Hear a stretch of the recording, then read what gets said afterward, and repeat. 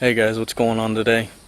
I am out here on the piece of public land where I put that Tasco camera out. We're gonna go pull the memory card out of it today and go put that camera with a new memory card in a different location to see if anything's moving through there. So I've been doing some scouting on Google Maps and looking at some other areas. The area that I put the camera in, let's see, about a month ago, 3 weeks ago, is really good in the late season. I'm not real sure how great it is in the early season, so we'll see if we got anything moving through there, and if so, what times they're moving through there. We'll take a note of that so that we know the best hunting time in there, and we'll review that once we get back to my house. Alright guys, so I finally made it back here. To where the camera's at. I just opened it up and turned it off. Camera's still here. The memory card's still in it, so that's a win. I can also see multiple spots where bucks have been rubbing their antlers on the trees. I'm going to show you guys what that looks like and how I identify that from a further distance. I don't know if there's been a lot of stuff walking through this trail where I put the camera up at, but it looks like there has been some traffic, so that's good. We'll check those pictures out when I get back to the house. I'll show you guys what the rubbed out trees look like. For you guys to be able to tell from a distance, what I do is I look at the pine trees, the small little sapling pines, and by looking at those, if they're brown, they've been rubbed on. So you can tell this one right here, that one's been rubbed on. I'm probably 30 yards away from it right now, and I can see it clear as day. And then over here you can take a look at this one. You can see it's all brown at the top, and this one was actually rubbed on last season. You can see all that where it's been torn up pretty good right there. So let's go check out that other one, because that one looks fresh. Alright guys, so you can tell this one's fresh. Nothing's scarred over yet. And the pine needles that were on it, they're still green on this side. Getting brown on that side, but yep, that's what it looks like when they've been rubbing. Sap's still sticky, so this is definitely a fresh rub right here. So there's definitely some bucks coming through the area right now. It's a pretty small tree, so they say small trees, small bucks, but I don't really know if that's true or not. So the first thing that I'm going to do is go ahead and pull this memory card out now and put a new one in it before I even take it off the tree, because I know myself and I will forget to take the old memory card out, and I won't be able to look at the pictures until the next time I come out here. So I'm going to go ahead and do that now, take this off, and then we're going to go scout some other spots. Alright guys, so here's a game trail that I ran across heading back to this other area that I want to scout. So I'm just going to show you guys this real quick. You see where all this grass right here in the middle is all pushed down? That's the game trail. You can see they're skirting the outside of these woods right here and in between this field. So you can tell that it's the game trail because it's all pushed down right here in the middle. I can tell you it's probably hogs because all I see is hog tracks. So just like I told you guys they would do when I did my Google Maps video, that they'd skirt this thick outside edge and this open field, that's what they're doing. So they can head off and jump over here to this thick stuff if they need to get away from something, but it's still going to be easier for them to walk out here. Alright guys, so I know you're probably wondering why I'm not going to put my game camera up on that trail, and I'll tell you. It's a couple different reasons.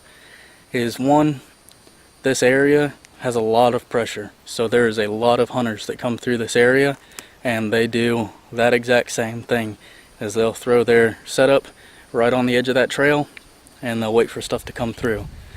Once the deer start seeing that pressure from that area, they're going to start using a different trail. There's no reason that they have to take that trail. Once they start seeing that there's a lot of people getting in the woods, they're in danger, they're going to stop using that area.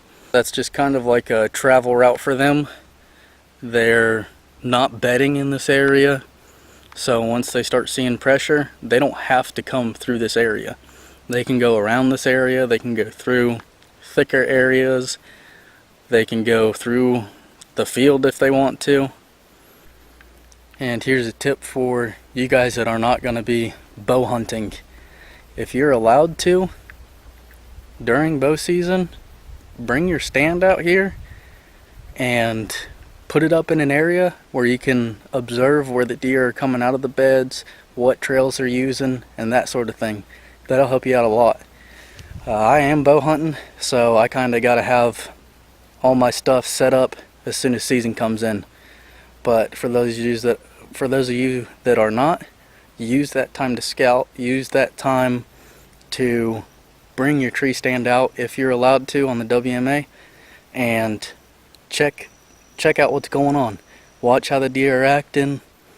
Watch where they're bedding at. Watch where they're coming out of. Watch what trails they're using, so that when gun season comes around, you already know right where those deer are going to be and how they're getting out. So I'm on the edge of a marsh, and then there's a big open field out here, a big pasture. There's a good game trail coming along right here, so I'm going to show you guys what would be a good ground blind setup. So because there's a big open field, most of the time you're going to have wind coming from that field. So you want to have the wind in your face. Always hunt with the wind in your face. And then you want to have good thick brush behind you, so that will conceal your ground blind. You don't have to come in and start brushing it in. You don't have to leave it out.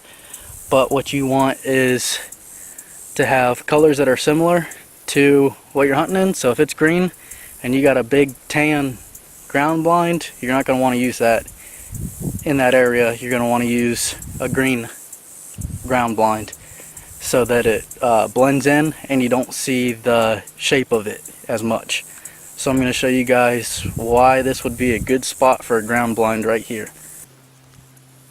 So this marsh is super thick. I mean, it is hard for you to get through.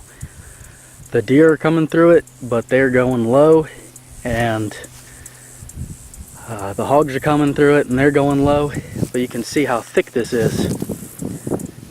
Right here it opens up a little bit, so if you throw a ground blind right in there, they're not even going to see it. There's this grass right here is going to help conceal you, and what you really want to look for is something that's going to keep the shape of that ground blind out of the way. And you have this tall, thick brush back here. That's probably 10 to 12 feet tall brush right there. So when you throw a ground blind up in that, they're going to walk by and they are not going to pay it much attention. The other thing is, when you start hunting on the ground like that, if you go and you start chopping shooting lanes all through the area, the deer are going to notice that. So if you got something like this where the grass out front here is concealing you, but you can still shoot over that, that's a good area to be in. So you can see this area is nice and clear right here already.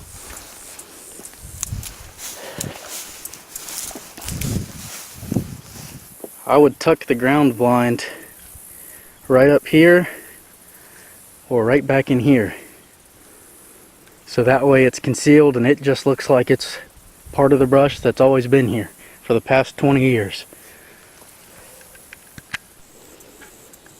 So here's what it looks like from this little cleared area. So you can see right out into the field there. So you've got a shot right there. This is concealed. Then you got another shot right here. And you've got a lot of this grass right in front of you, which you really can't see that well on camera, but that grass is going to help conceal you and help that ground blind blend in better than if you were to just plop it out in the open somewhere.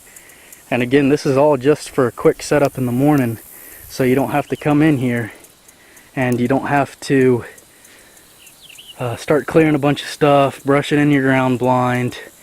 If you get something where it's taller than your ground blind, you can forget all that brushing in stuff. All you got to do is set it back in here to where it's nice and concealed. Alright guys, so I was walking, I found this dead deer carcass. So I was trying to look at it and tell how old it was, the deer itself, and you know, it looked like a small deer. So I started walking around and looking for, you know, a head or something. Sorry, I had to get out of the wind and the heat. But yeah, so I started looking for a head or something so I could tell how old the deer was, and I found this jawbone. And you can tell how pointy those teeth are on this lower jawbone and how small this jawbone is. That was probably a yearling. So, sucks that it got killed, but probably got eaten by a coyote or a bobcat out here. Haven't seen any panthers or any bears or anything out on this WMA yet, but that doesn't mean they're not out here. Alright guys, here's a small fresh rub. You can tell it's real small, it's not even as thick as my finger. But, yep, so they're definitely starting to rub out in this area. Alright guys, so I finally got my game camera up. It's on a really good trail.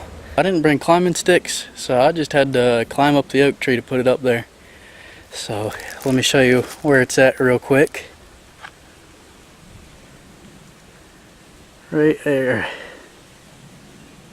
Well guys, I'm in my backyard right now. It is the next day after I went and picked up my trail camera and did that scouting. I checked the SD card and all the pictures were messed up, and I think that's because I didn't format my SD card.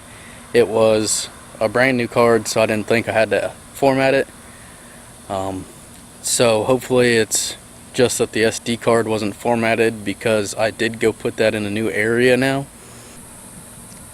I had about 60 pictures in there.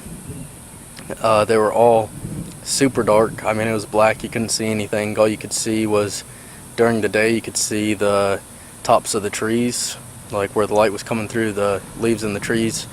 So I'm not even going to show you guys that. Hopefully it was just that. I'm going to give it another 3 weeks, and then I'll go out there and pull that card, and if it's the same deal, then I know that it's not the card, it's the camera. Because with this one, I didn't put it on video, but I did 100% for sure format this new card that I put in.